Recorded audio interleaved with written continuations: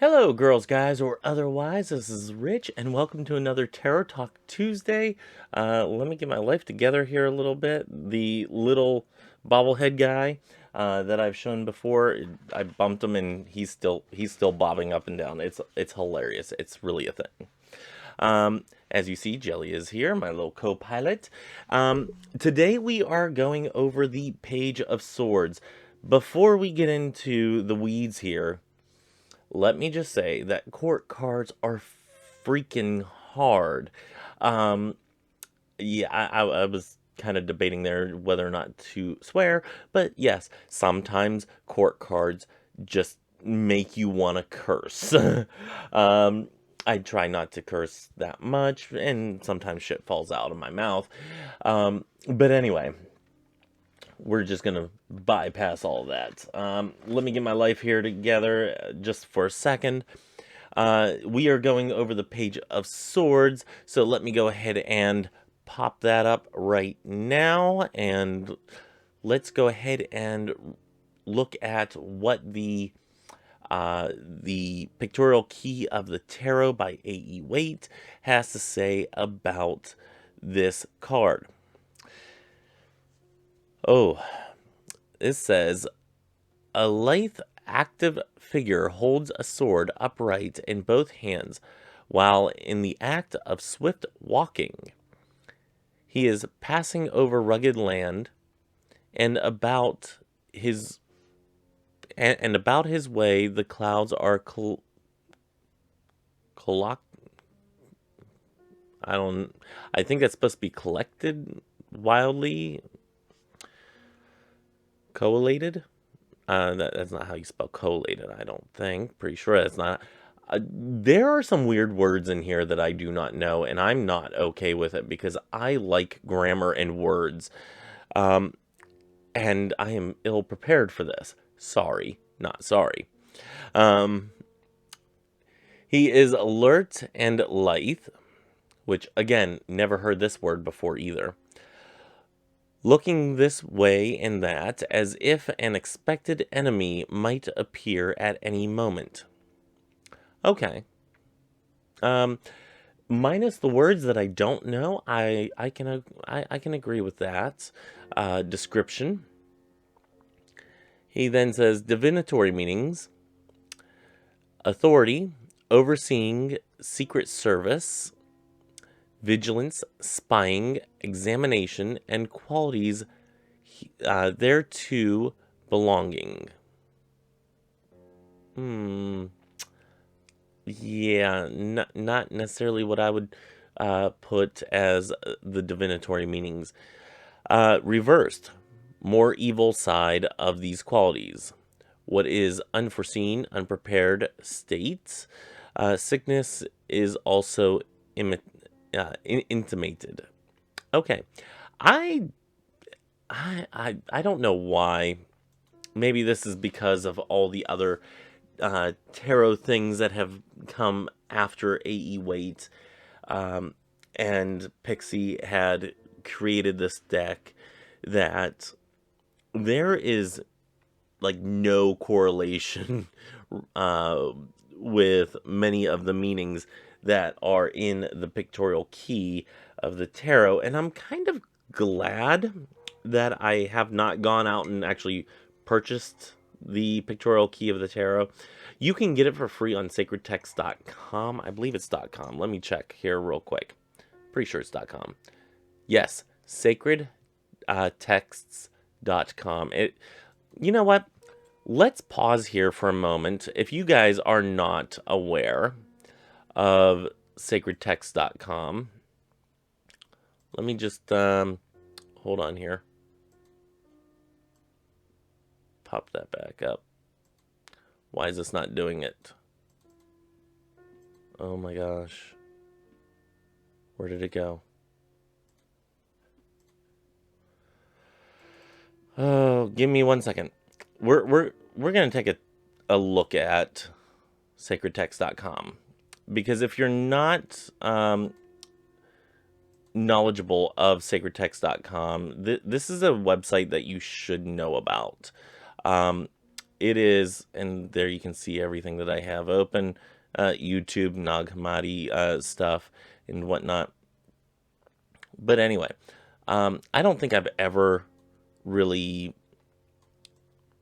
fanboyed out on this site with you guys before, and I'm kind of, I'm sorry, I'm just trying to get everything situated here with the OBS and whatnot. Give me just 1 second. Okay. So, and trying to get you guys the most,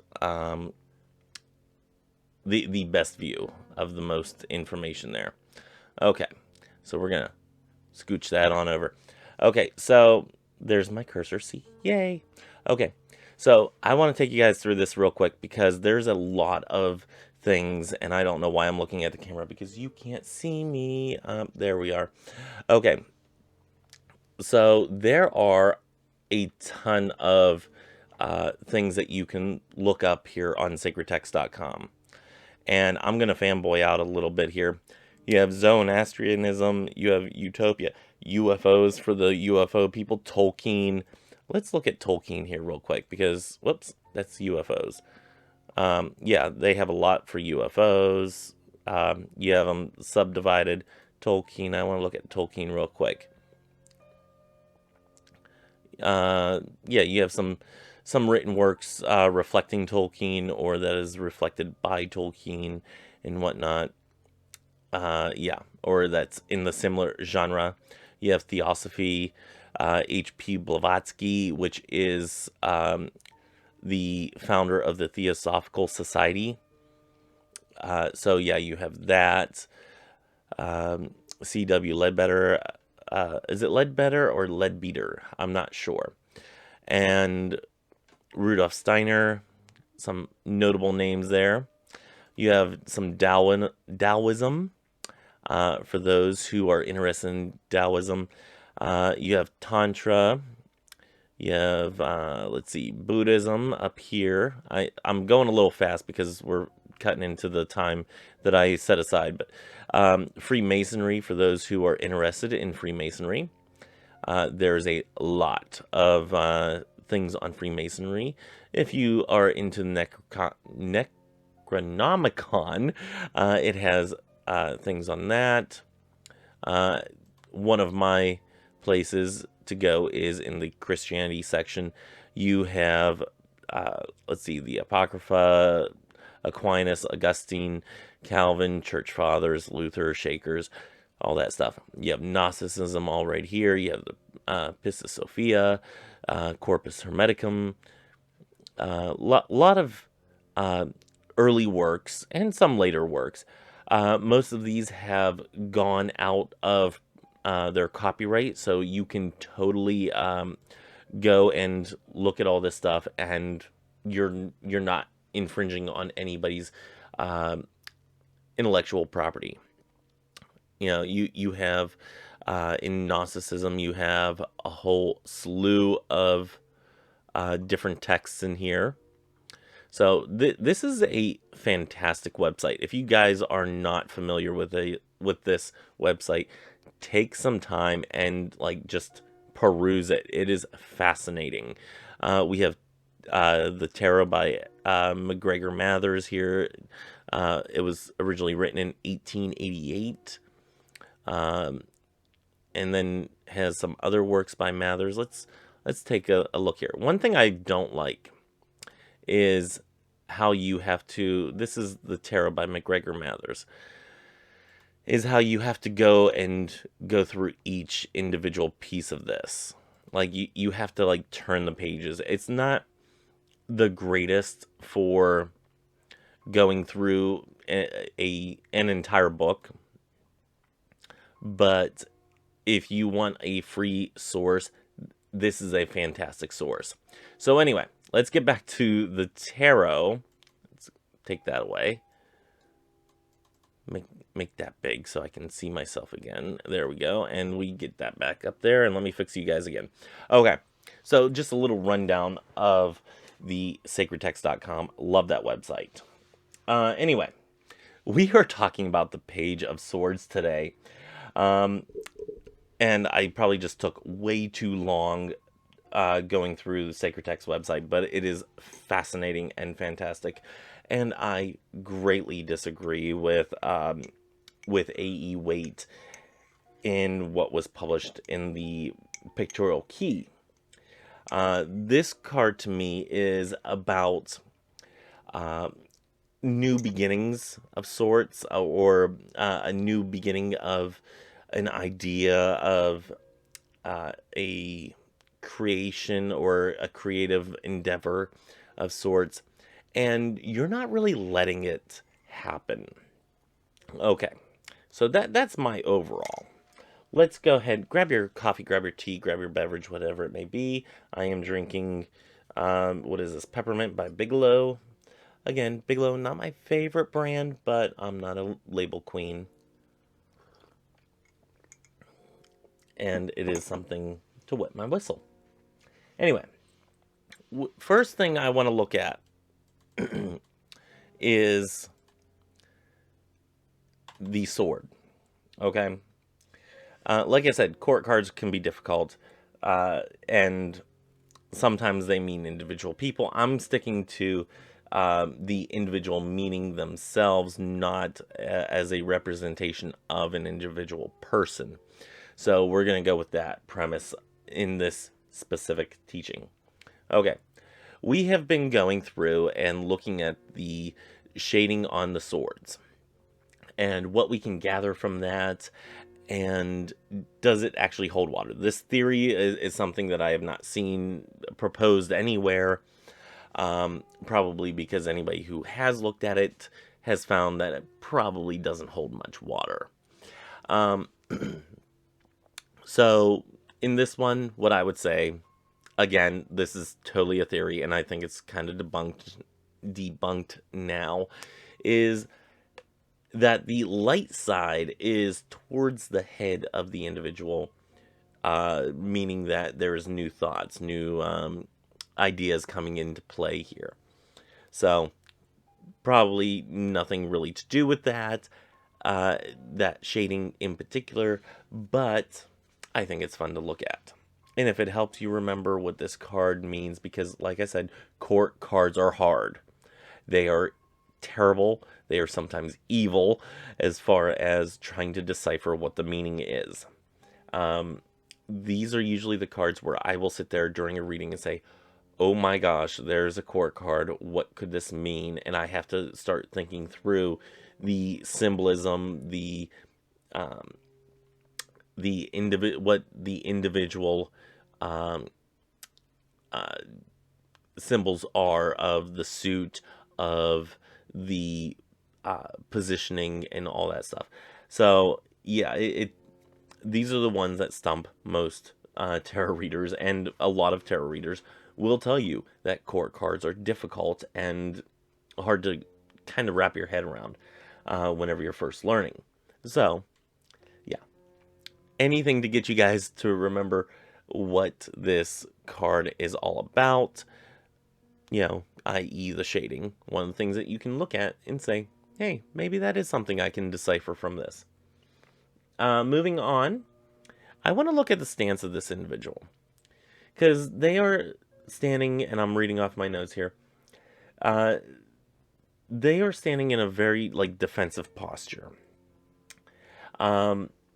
This can suggest that the ideas are coming to you, and maybe put off at first, that you're kind of defending yourself, you're kind of guarding yourself. The way they have the sword raised up, it looks like they're about to strike. It may be, the page may be telling you that you might not, or that you might want to consider these ideas. They haven't swung yet, is my point of this. They are looking like they're on the defensive, but they haven't swung the sword yet. And that's important to note. That they are at the ready, they are guarded. Maybe this is an anxiety thing, that you don't want a new idea or a new venture coming into your mind, because you kind of get anxious with feeling the the thought and the concept of, hey, what I knew and what I've always known, the comfort that I've had, is going to be disrupted by this.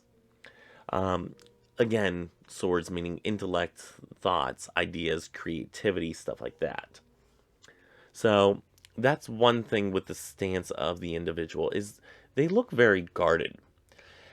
And this could also be a guarding of past issues. Um, they are looking towards the past and they're like, no, I'm guarding myself from the thoughts that I've had or the thoughts that I'm having, and looking longingly at these past events as a place of comfort and respite. So, just shooting some stuff out there. Um, Now, I do want to look at. Let me pull it up here.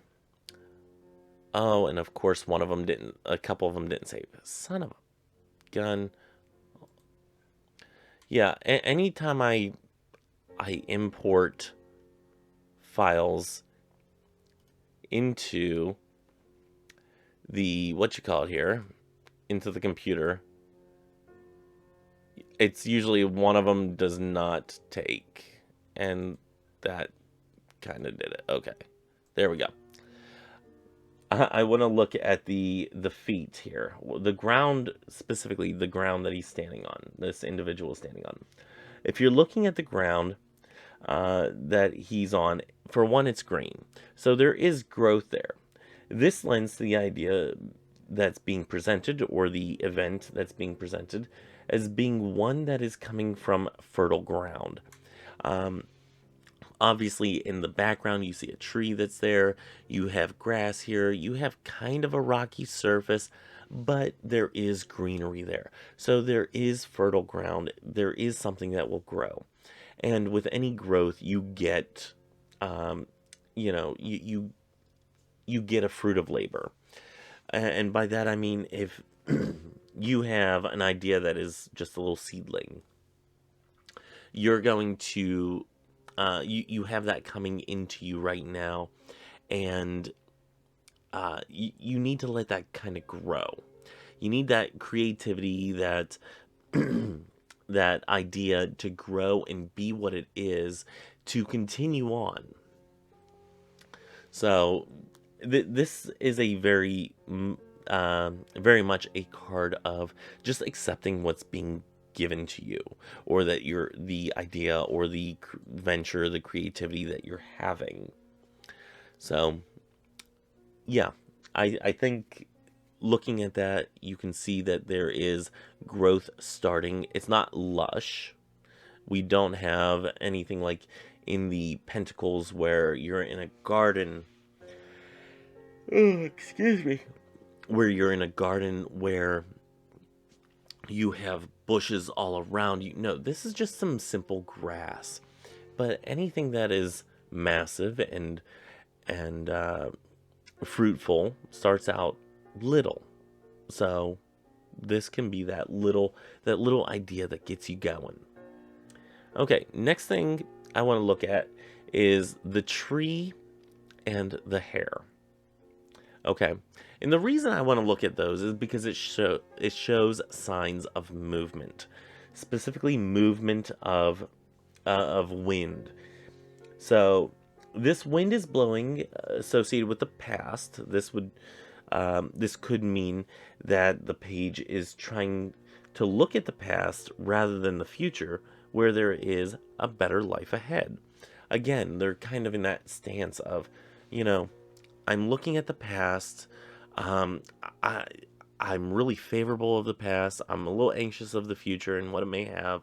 I'm not okay with moving forward because it is more unknown.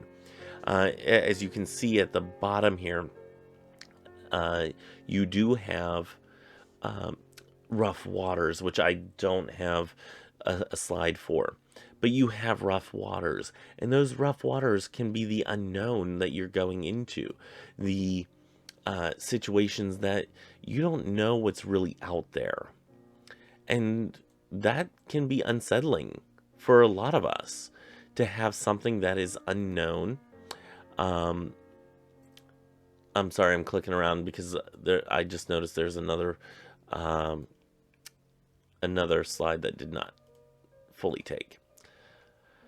But yeah, it can be troublesome, the unknown, and at least I don't want to say troublesome. It can be um, anxiety producing to have the unknown in front of you, in this aspect as the future.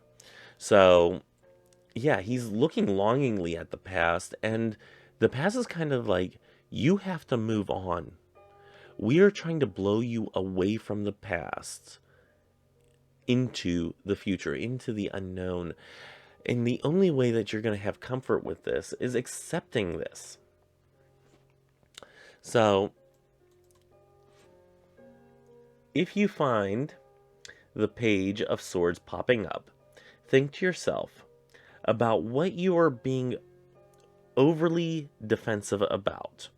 Are you resisting a creative venture or idea?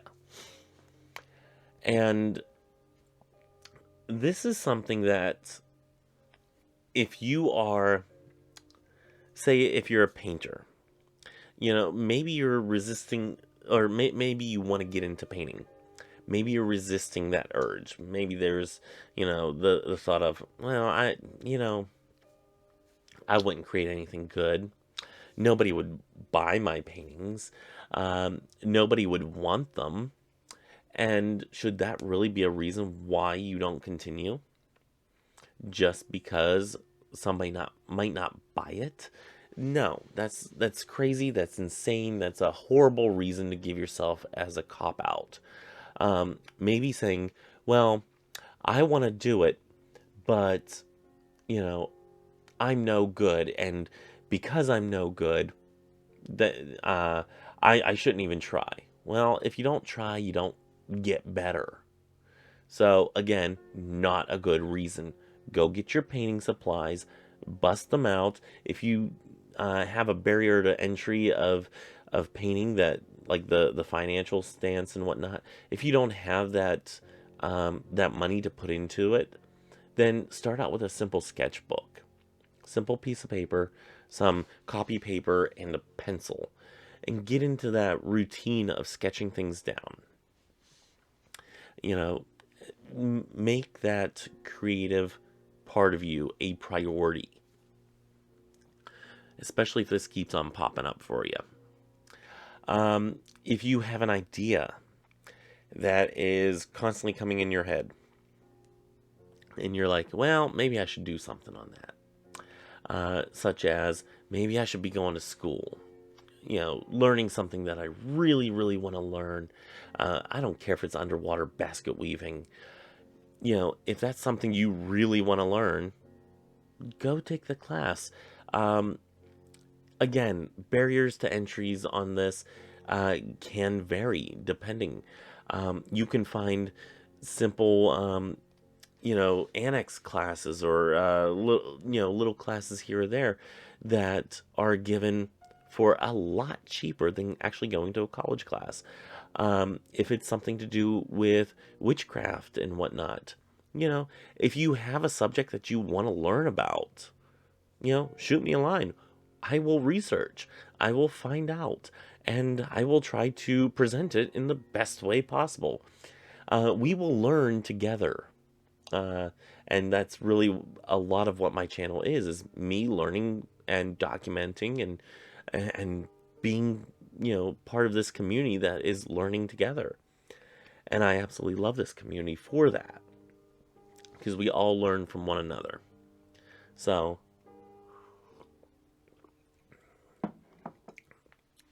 the main thing to focus on here is, are you resisting? And if you are, and you're saying no, but deep down you are, be honest with yourself. Why are you resisting? Is this something that, the barrier to entry is too high in terms of finance? Is it that you don't think you're any good at it? Is somebody going to make fun of you for it? Are you, uh, I don't know. Do you have an interest, but you're not sure if you really want to commit to it? Um, you know, for me, I've talked about writing projects before, and if this were to come up, it for me would definitely be get your writing projects started. At least get them going. I've had the same writing projects on my in my brain for years now. Years. And I'm surprised this one doesn't come up for me more often. Because as soon as I start writing, then I set it aside and I said, that's no good. It's not ready yet. Instead of just putting ideas on paper and getting it going, I will constantly sit there and say, it's not good enough. I got to start over. And I do. But continually starting over and doing the first chapter time after time, does not get you anywhere if you don't go on to chapter 2 and 3 and 4. So this is one that I need to sit down, meditate on, and whatnot. Now, let's look at the reverse. The reverse can mean that you are holding back on something that you are ready, already being creative with. Okay. So, and by that, I mean, you may already be painting. I use painting as an example here. But you aren't fully putting yourself out there as an artist.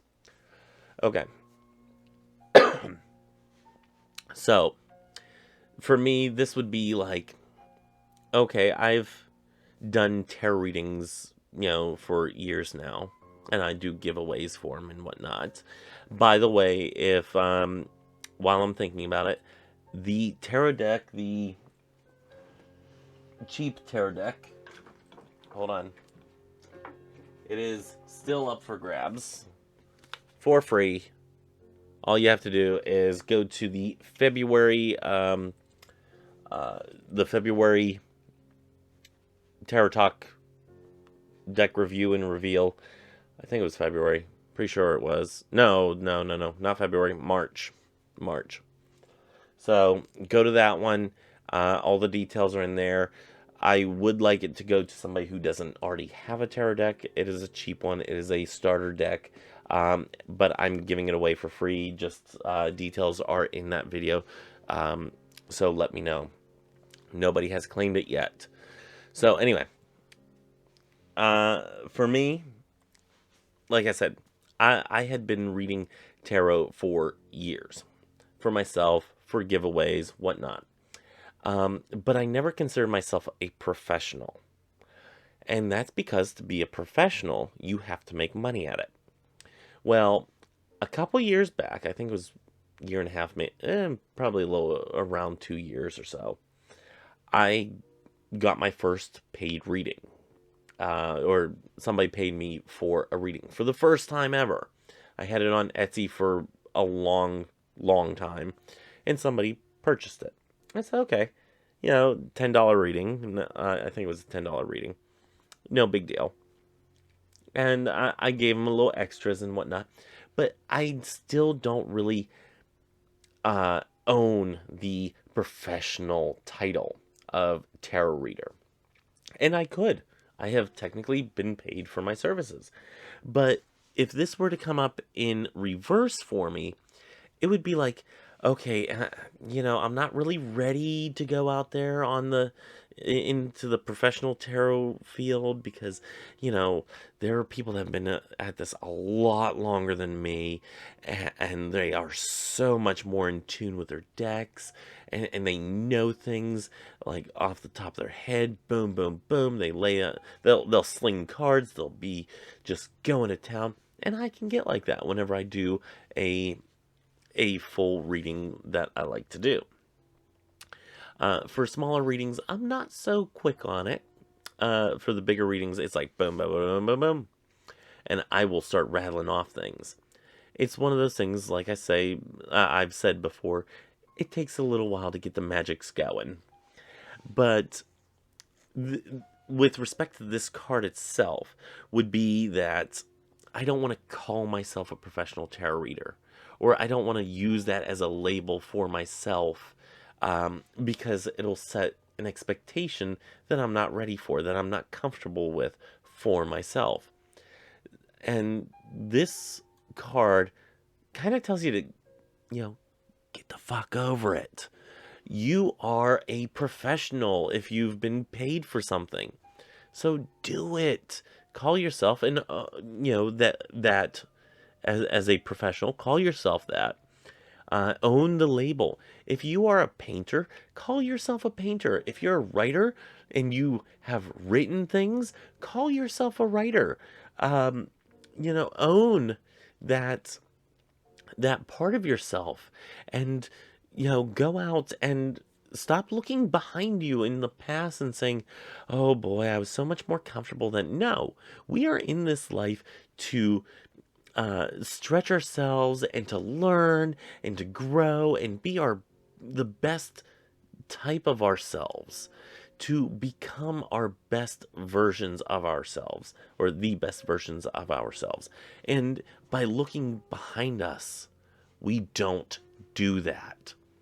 So that is my little rant for today, is to stop looking behind you, start looking ahead at the brighter days ahead of you.